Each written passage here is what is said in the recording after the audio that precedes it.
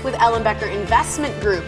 Today, why it pays to let go of your treasures. We're going to help you make more responsible financial decisions by making some important changes to your life. Karen Ellenbecker is the president of Ellenbecker Investment Group. When I first saw today's topic and what you wanted to talk about, I was like, I'm not sure if I get it. But the more I let it kind of resonate, the more I got it. What's the point of what you're talking about today? I sit down with my clients all the time. We've talked about it in here. Divorce, someone passes away, and the first thing a woman always says is, I want to keep the house. I want to keep the house. And I look at it from a financial point of view, and I'll say, is it really the best idea? Do you really? No, I want to keep my house. And sometimes it really doesn't make money sense. And so just over the last couple years, I'm divorced. I live alone. I have a lovely home in Pewaukee. It's large. I built it, I love it, and I didn't want to sell it. And it made no financial sense to keep it. I was all by myself. I felt isolated. A lot of money was being dumped into it, paying for things all the time. And I'm thinking, what am I doing? I should walk my talk. I should think about selling this house and doing something. So I mentioned it to my daughter. She was, Mom, that sounds like an okay idea. And my one son said, I love it. My other son said, I don't want you to sell the house. I've got little kids. We want the lake.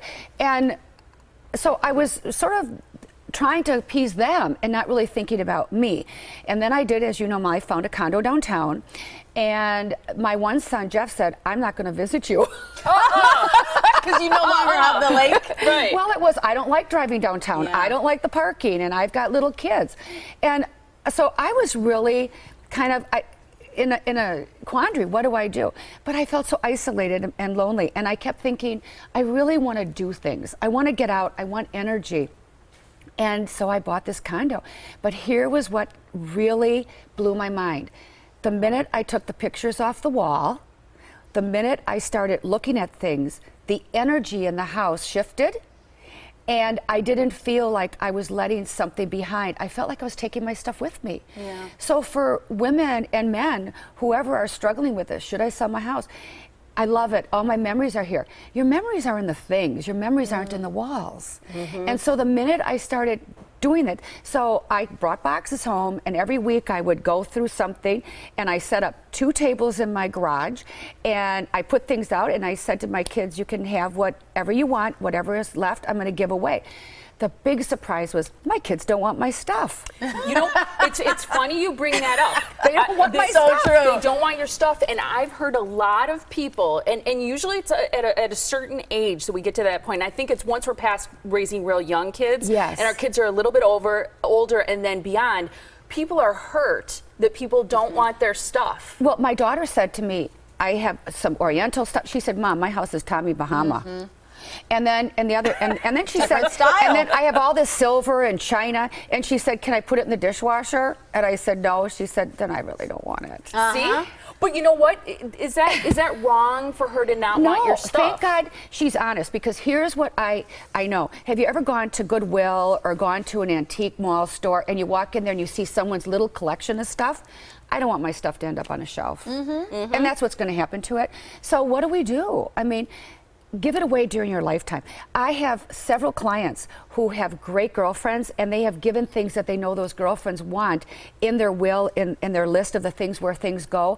So instead of saying everything goes to my kids, I'm actually saying, who should I give it to and who would appreciate it and enjoy it? And I have so many wonderful girlfriends where we've gone shopping together, and I'm thinking, I'm going to start thinking about giving some of this stuff away during my lifetime and not pulling it with me.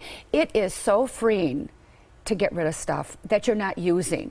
And I'm recognizing now that I've got 2 feet in 2 worlds, I'm recognizing that I don't need very much to live. And it's freeing. Well, I think you're speaking directly to a lot of women out there and men, who've been in a similar situation, but it's hard. I remember when my mom sold her house, and we as the kids, we probably didn't make it easy for her, to be honest, because we felt like that was the final home that we felt was our house. We moved around a lot as kids, but still that last one held a lot of sentimental value.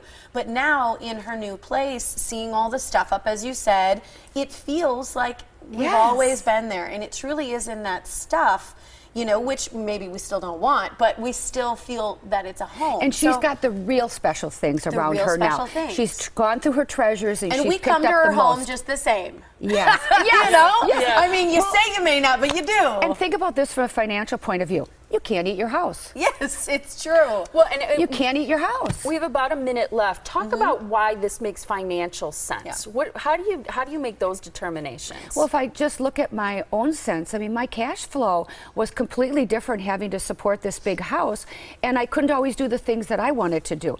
And I think that many times, a lot of the money that people have discretionary, particularly for a woman who's divorced, that home isn't typically appreciating, it's depreciating.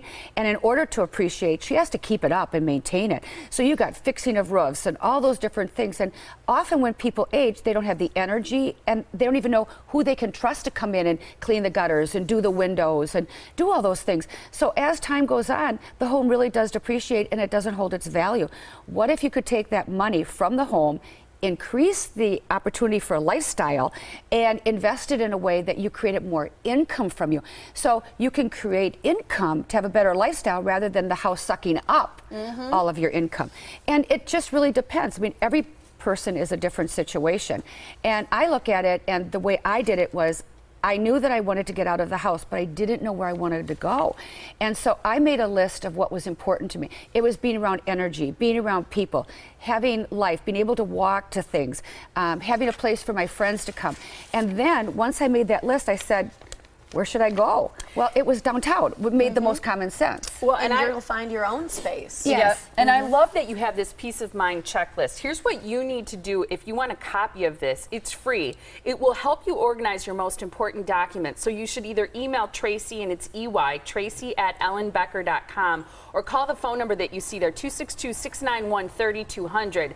And if you've been thinking about selling your house, but you don't know if it makes money sense, you should call Karen. Even if you're considering a lifestyle change and have questions about how that might affect you, you're wondering about the changes in your life and want financial advice, she's a great person to call, sit down, and talk to. Her phone number is there, and you can go to ellenbecker.com. Thanks, Karen. Good stuff. You're welcome.